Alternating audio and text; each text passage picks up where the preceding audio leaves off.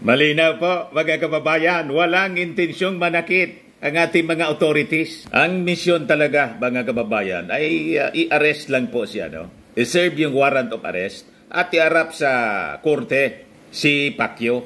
O ngayon, basag na basag yung mga propaganda ng mga taga-nausog, yung mga taga-Kingdom of Jesus Christ, yung mga members ni Pacquiao. Walang katotohanan yung mga kwento ninyo at walang maniniwala sa inyo.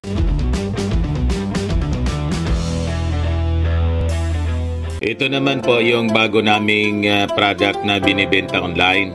iGlow Serum, whitening po siya. Tingnan ninyo yung epekto sa aking anak na architect before and now. Yung mga inquiries po ninyo, dumiretso na lang kayo sa kanyang Facebook account, Riz Maravillas. Nagpalabas na po mga kababayan ng statement yung ating Pangulong Bongbong Marcos sa pagkahuli po ni Pacquiao. Nilinaw dito ng ating Pangulong Bongbong Marcos na hindi po basta sumuko si Pacquiao, kundi base po sa information mismo sa kanya ng PNP, DILG Secretary Benhur Abalos, na corner po na si Pacquiao. Tama yung mga analysis natin. Kaya sumurrender na lang siya kasi sukol na po. Wala na po siyang tatakasan. Yan nga sabi natin mga kababayan. Gustong paatrasin ni Bato yung PNP, tactical retreat daw muna. Alam na natin ang motibo ni Bato para po makaiskapo. Dapat si Bato ang isa lang po sa congressional investigation in relation dito po sa issue ng pagkahuli kay Pacquiao. Anya Mr. Maravillas, doon nga sa AGK ayaw mag-attend sa Congress, citing parliamentary courtesy. Palusot ni Bato. O ngayon, bistado na siya mga kababayan kung ano yung kanyang motibo. At least alam ninyo mga kababayan na corner si Pacquiao ng ating mga authorities. Kaya sumurrender na lang po siya. Kayong naniniwala doon sa kwento ng kanyang abogado at yung mga nausog po na mga vloggers. Isang tambak na mga sinungaling yun. Sabi nila wala doon. Di nahuli doon. Di napatunayang sinungaling po si Atty. Torion. Kasama nga siya pa doon. May picture agad with Pacquiao. Pakinggan natin po yung ambos interview sa ating Pangulong Bongbong Marcos. Kasi siyempre, yung tanong ng mainstream media, kung isusurrender, ito turn over si Pacquiao sa mga US authorities. Kasi di ba, may kaso siya doon. The same case. Ito mga kababayan, first-hand information ito. Ang nag-send sa atin nito, mismo yung Presidential Communications Office. Reliable tayo po. Direkta tayo ang sources natin sa PCO. Kaya hindi tayo fake news po. Ang fake news yung mga nausog. Yan ambos interview with President BBM. Ngayon lang ito mga kababayan. Sinid sa atin.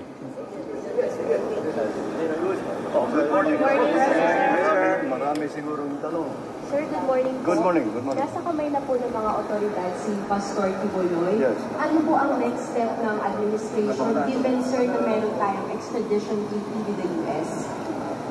Well, the extradition request is not just there.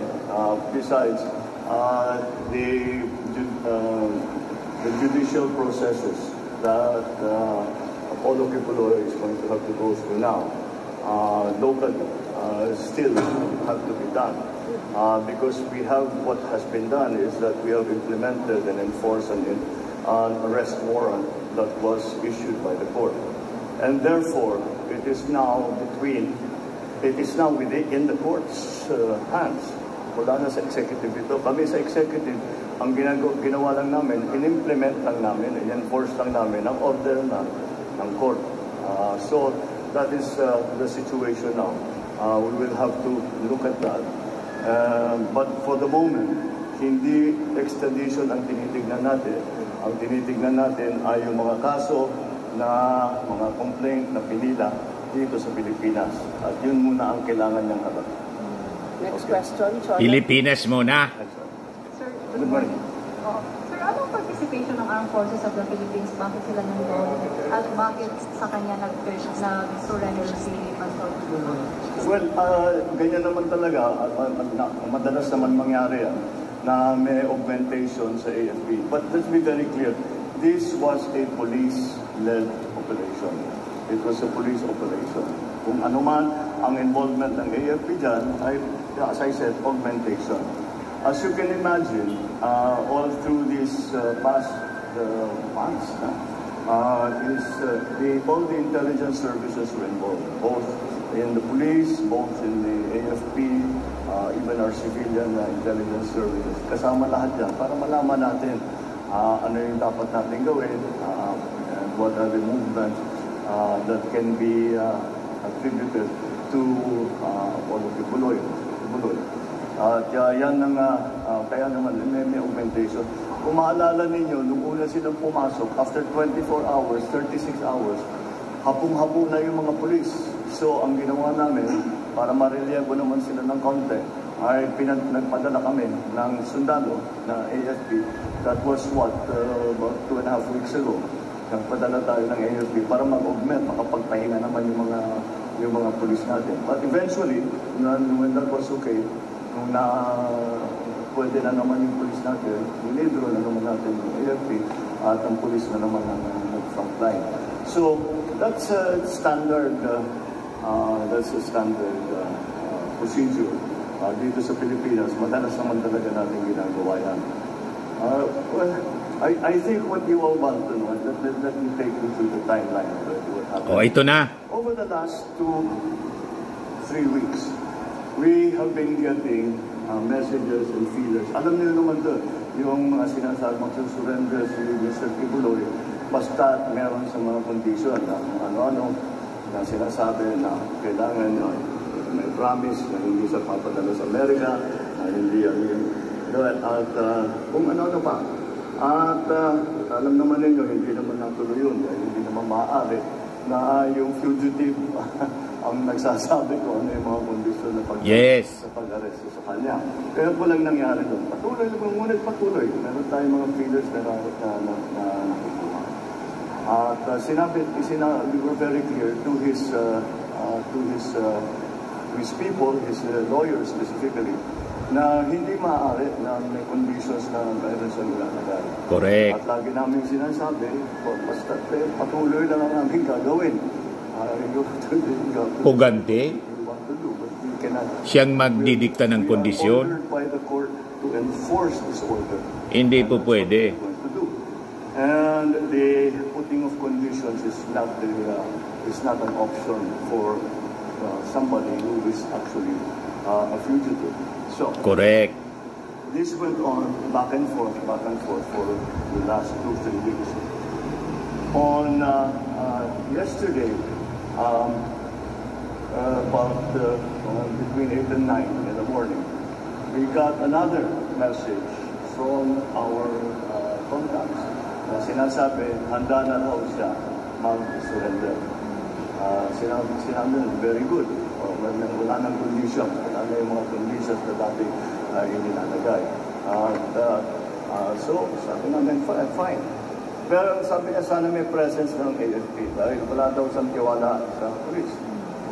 So, fine. Yun ang ginawa namin. So, that was around, na-decide na, sabi ko, by 9 o'clock, I cannot remember the precise time, but by 9 o'clock yesterday, in the morning, I was able to say, sige, tuloy nyo na.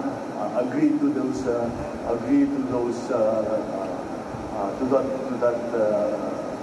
scenario. So, and that was it. So, tuloy-tuloy na pag-usap. How do we do it? This way.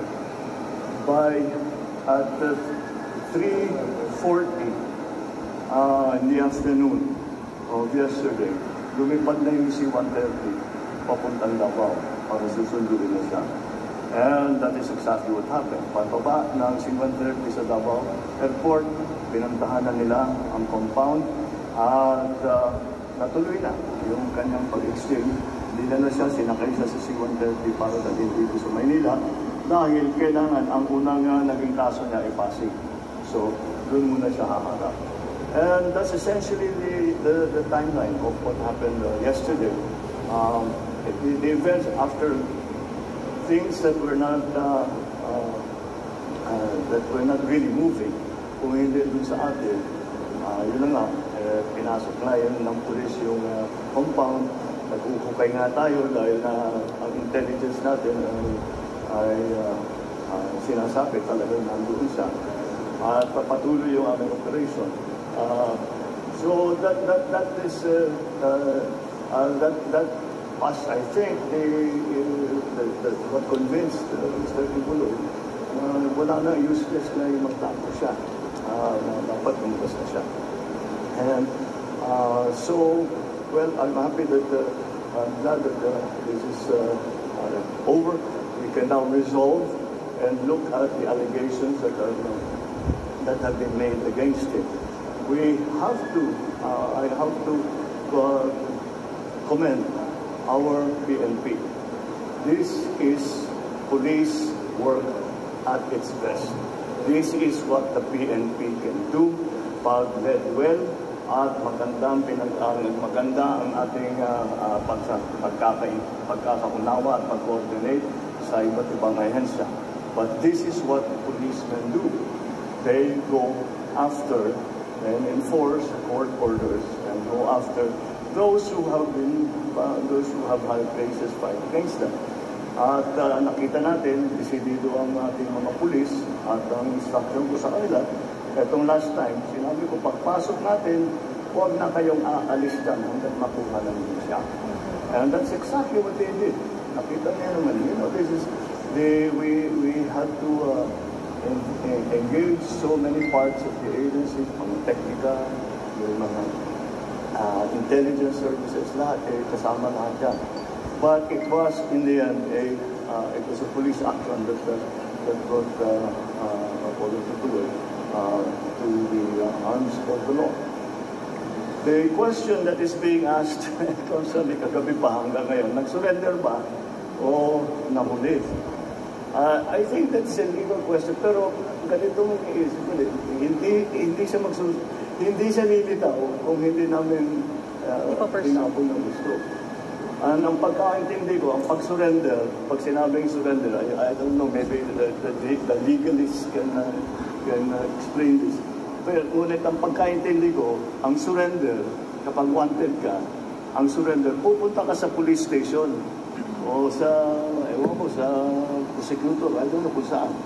Sabihin, to an official authority. Sabihin, nagsusurrender na ako. Alam ko may court order na, may arrest order na ako, kaya magsusurrender na ako. Hindi ganyan yung nangyari. Ang nangyari, kapilitan siyang lumabas dahil malapit na ang pulis sa kanya. Tama yung analysis natin. Ang sabi niya, na corner mga follower niya, magpapakamatay para sa kanya. At ayaw niyang mangyari yun. So to his credit, that he was still displaying a modicum of leadership to his follower. Kaya naman, again, I will stress, it was a very, how do we say, involved police action, augmented of course by the AFP, augmented by the civilian arms of government,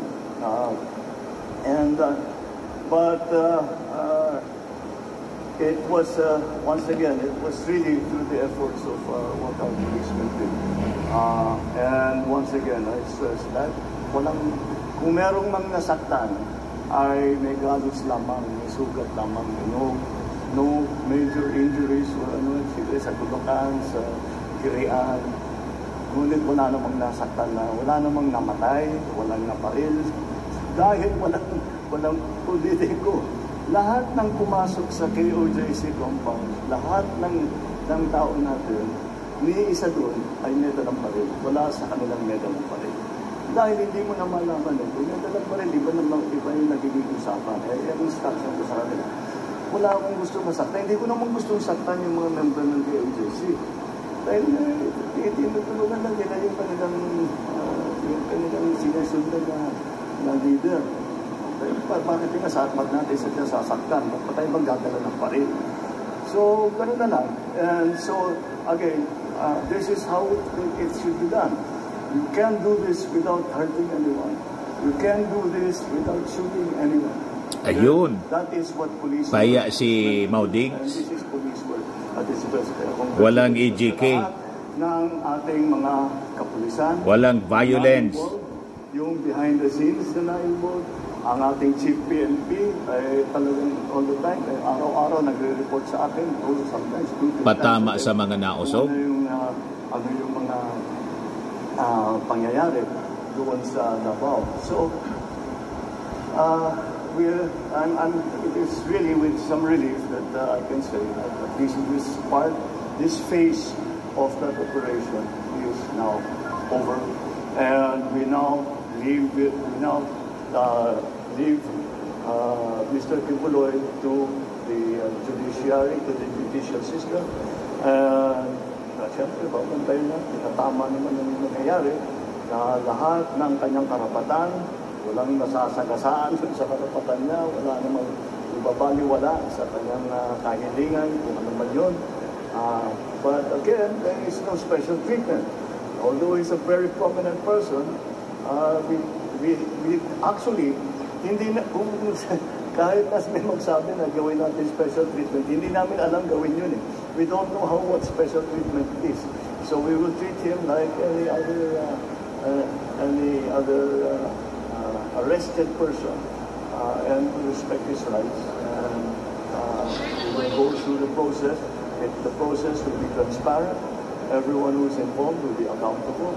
And we will demonstrate once again to the world that our judicial system in the Philippines is active, is vibrant, and is working. Right? Thank you. Malinaw po, mga kababayan, walang intensyong manakit ang ating mga authorities. Ang misyon talaga, mga kababayan, ay i-arrest lang po siya, no? I-serve yung warrant of arrest at i-arap sa korte si Pacquiao. O ngayon, basag na basag yung mga propaganda ng mga taga-nausog, yung mga taga-Kingdom of Jesus Christ, yung mga members ni Pacquiao. Walang katotohanan yung mga kwento ninyo at walang maniniwala sa inyo. Lahat kayo mga sinungaling. O di ba? Napatunayan na sinungaling kayo kasi tinatago talaga ninyo dyan sa compound. O ngayon, napatunayan po ni General Torre. So mabuhay si General Torre. Ngayon, gusto ninyong siraan sa pamamagitan ng pagpapakalat ng mga fake news na hindi man si General Torre ang nakahuli. Kombinasyon po yun ng ISAF at ang lead agency, yung PNP, mga kababayan. At alam naman natin, last week pa, nagpadala ng reinforcement yung ating military. Tama yung analysis natin. Gusto ninyong ipahiya si General Torre. Kaya sumurrender sa ISAF. Pero wala pang problema yon. Iisa lang ang result, mga kababayan. Natiklo si Pacquiao. Ang malinaw, sumurrender siya kasi po nasakote na siya, na corner. Tulad ng ating mga sinasabi, that is my analysis. So tama yung ating analysis based mismo sa sinabi ng ating Pangulong Bongbong Marcos ngayon. So mabuhay po ang ating magiting na General Nicolas Torre. Malamang ma-promote agad ito, mga kababayan, si General Torre. Mabuhay ang ating Armed Forces. Mabuhay yung ating DILG Secretary Benhur Abalos. Mabuhay si General Romel Marbil. At mabuhay yung ating Pangulong BBM. Napakahinahon po ng ating Pangulong Bongbong. Walang karahasan na ginagamit po sa ganitong i-enforce ng ating batas. Bloodless po. Pwede pala ang ganitong uri, mga kababayan, ng operation. Walang pagdanap ng dugo. Malayong malayo sa previous administration.